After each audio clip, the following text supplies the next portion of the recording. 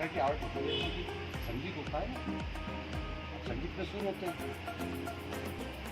तो जो सुर होते हैं तो उसमें कोई शब्द होते नहीं, लेकिन उसमें एक फील होता है। ऐसे जो एब्स्ट्रैक्ट है वो भी एक वैसे ही फील है।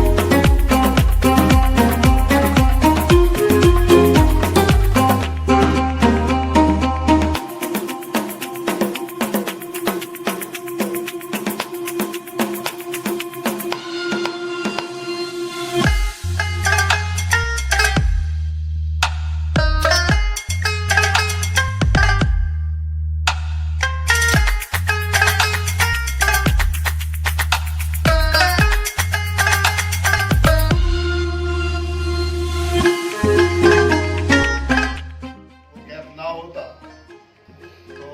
भी अच्छा। अभी यकीनन हम अगली बार कोशिश करेंगे, हम सैटरडे संडे को पक्का करेंगे ताकि सब लोग आते हैं। हाँ इस साल ही में करेंगे एक और। ईयर तो नहीं लिखा हुआ है इसमें पर। ईयर मैंने किसी में नहीं लिखा, डेट कहीं नहीं लिखी, तो ये एक बार बन गया तो बस। भैया इकोनॉमिक्स नोट कर लीजिए।